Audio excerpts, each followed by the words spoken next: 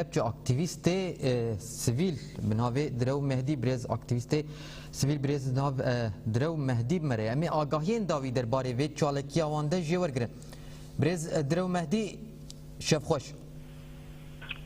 شب خوش بو ایواز دو سپاس بو ایو بو بینره سپاس الحلب جیرو جوان داکت نقادان از باور دکم دور چالکی لدجی و کریزه هاتیل دارخستن لدجی حکومت هریما کردستانی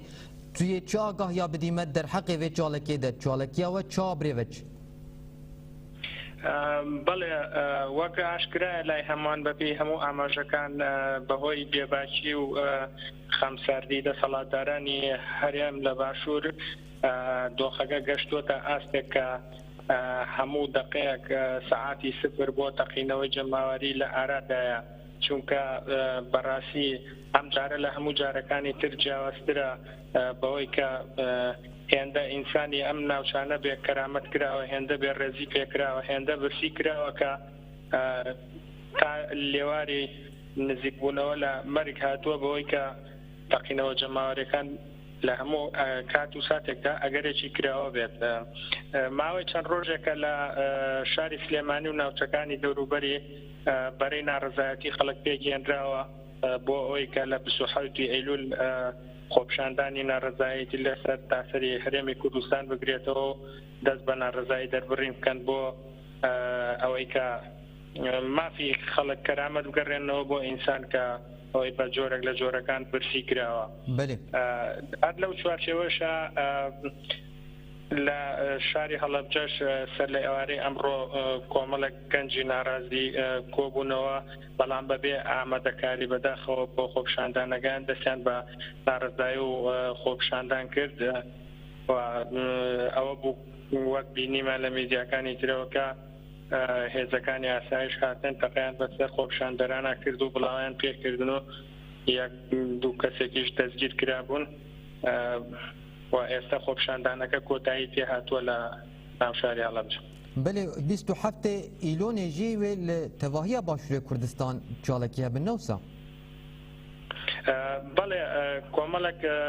ئاکتیڤیست و ڕۆشنبیر و چالاکی مەدەنی و ڕۆژنامەوان لە شاری سلێمانی و دەوروبەری لە ئامادەکاریدان هەر لەو چوارچێوەشدا ئەمڕۆ چوار کەس لە دەستەی ناڕەزایەتی خەڵک سەردانی شاری پێنجوێنیان کردبوو بۆ ئەوەی ئامادەکاریەکان لەوێژ بگات بە ئەنجام بەڵام بەداخەوە لەوێژ لە بازگەی پێنجوێن لە سەیتەرەی پێنجوێن لەلایەن هێزەکانی ئاسایشەوە دەستگیر کران لەژێر فشاری خەڵک و چالاکوانانی مەدەنی ئەم شەو ئازاد کران بەڕاستی ئەم جۆرە خۆپشاندانانە وەک ئەوەی هەڵەبجە پێویستە کە خەڵک بۆ بزوتنەوە کۆمەڵایەتیەکان هۆشیاری زیاتریان هەبێەوە ئامادەکاری باشتری بۆ بکەن بۆ ئەوەی کە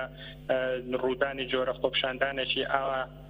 بێبەردامە و بێ ئامادەکاری ئەبێتە هۆی ئەوەی کە هێزەکانی دەسەڵات بیخوازنەوە و سوودی خراپی لێوەرگرن و جۆرێک لە ڕێخستنی خۆیانی بنێرنەناوە بۆ ئەوەی کە بە جۆرێک لە جۆرەکان ناڕەزایە گەورەکەی 27 ئایلول تب بکەنەوە و ڕووی خەڵک ناشرین بکەن کە ناڕەزایەتی دەردەبرێت هێشتا هاوڵاتیانی هەڵەبجە و هەر شوێنێکی دیکەی کوردستان بە هۆشیارانەتر خۆیان یەک بخەن لە چوارچەوەی ناڕەزایەتیەکانە بۆ ئەوەی کە چیتر خەباتی مەدەنی لە کوردستان بە ئاراستی خراپان نەچێەوە لەبار نەبرێت لەلایەن هێزەکانی دەسەڵاتەوە بله برێز درەو مەهدی وەک چالکەرێک سیاسی داخوازین وەچنە ژوان چالکیان عنوان چالکیان ji حکوومەتێ چ دخوازن بەڵێ بێگومان ئەمە جاری یەکەممان نییە ئێمە لە وەک چالاکوانانی مەدەنی و سیاسی ڕۆژبیت لە کوردستانی باشوور کە دەنگی ناڕەزایی بەرز دەکەینەوە بەرامبەر ئەم حکوومەتە کە چیتی بەسە بێڕێزی بەرامبەر بە ئینسانی کورد چیتی بەسە بێکەرامەتکردن و بێبەهاکردنی ئینسان چیتی بەسە تێکدانی تەونی کۆمەڵایەتی لە کوردستانە بەڵام بەداخەوە ئەوە بدوو ئەوەندە ساڵە لە باشوور حکوومەت و پەرلەمان دروست بووە ئەم هێزانە هێندەی ئەوەی کە لە خەمی خۆدەوڵەمەندکردن و بەتاڵانبردنی خاک و نەوتی ئەم نیشتیمانەیە بوو نێو ئەوەندا مەیلیان بۆ بورژانەوەی باری ژیانی گوزەرانی خەڵک نەبووە و دیسانەوە جارێکی تریش لە چوارچەوەی ئەم ناڕەزایەتیانە دەنگی ناڕەزایی بەردەکەینەوە پیانەڵێن کە تا کار لە کار نەفرەداوە تا دۆخەکە بەرەو خراپتر نەڕۆشتووە